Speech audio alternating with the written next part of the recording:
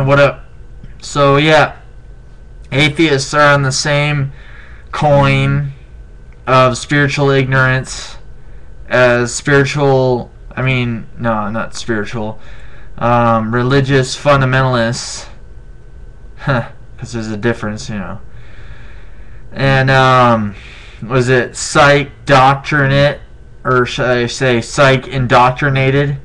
He had to ban me from further saying anything to him, like a coward, because he probably predicted what I was going to say about auras and how they're seeable and how they kind of feel like when you face like poles of magnets towards each other. So how can they not have anything to do with the photoelectric field if photons are a form of light that's seeable, and auras are a form of subtle light that's still seeable by some people, huh? And photons exert electromagnetic force, at least a subtle electromagnetic force. So how is it not photons? Okay? And he also won't admit that the early scientists who started science, the quote-unquote classical science, he won't admit that they were hermeticists. Copernicus, Galileo, Isaac Newton, and others were hermeticists. Isaac Newton believed in the ether, some kind of energy surrounding the earth and other things. But no, he blocked me because he was a coward, because he didn't want to hear anything else.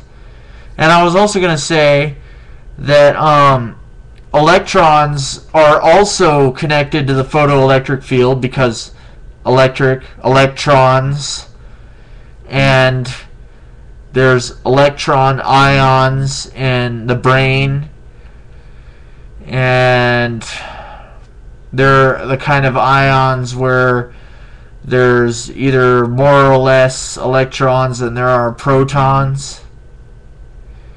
Yeah, so it's a complete disconnect. He's all claiming he used to be into metaphysics and stuff, and my views of science is flawed just because I actually connect things with metaphysics instead of keeping things disconnected, because I'm not a coward and I'm not afraid to do that. But I guess now he's saved. He's an Orthodox scientific fundamentalist who had to resort to calling me an idiot. Yeah, psych indoctrinated. Yep. Yeah, and then this other dude who's probably gonna argue with me some more about things. Probably about how I just told him that about how the ions shaped the space clouds and the stuff that look like stuff. Oh, but it's all my imagination. Yeah, it's all my imagination that it looks like stuff. Sure.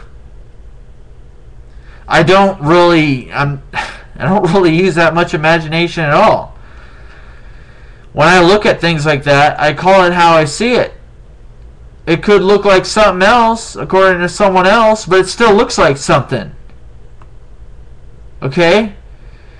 Oh, he tries to go say, oh yeah, that's not ionized gases up there. That's dust. Well, dust is still made of atoms. Atoms still have electrons. And he's all trying to say, oh, there's not ions in the brain. No, there is. An atheist scientist told me that there was ions in the brain. Like I said, the kind of ions where there's more or less electrons than there are protons. Okay, so there's ions in the brain. Yes, the electrical impulses in the brain are ions. Because the brain is made of atoms. Ions are very common. So that's their tactic. Always try and disconnect as many things as possible to try and discredit me and what I'm trying to say. Because I'm actually connecting things. And I'm doing my best to actually be accurate at connecting things. And they just want to try and disconnect things as much as possible to try and make me wrong. Sounds familiar. Sounds like religious fundamentalists to me, because they do the same damn thing. Yep. Two sides of the same coin of spiritual ignorance, of disconnecting everything. Yep. That's what's going on the internet these days. These different kinds of fundies. You got atheist fundies who are stuck in their orthodox thinking. And you got religious fundies stuck in their orthodox thinking. Like, for example, about how they're stuck on thinking that God created everything in the universe, when that doesn't add up. Maybe some lower spirit did it, but it just doesn't add up. You know why? Because if God really created everything, why isn't everything perfect? Even in just nature, beyond just man. Why isn't it perfect in nature? Why is it in nature that some people are born with defects or like disorders, mental disorders, emotional disorders? Why are people born that way? And why is it so easy to disconnect from God if God created everything? And why is God hiding if God created everything? Why the creator thing, and he's so close to the creation, then why is he hiding on purpose? He's not really that close to creation. He's way up and above, higher dimensions above this universe. And there's a lot more outside of this universe. The way I think about it is that, okay, God's on top of the 12th dimension, right? He's just above it. And then out of the lower 12th dimension came the 11th dimension with the angels, and then they created the Central Paradise universe, and then some gods in the Central Paradise universe.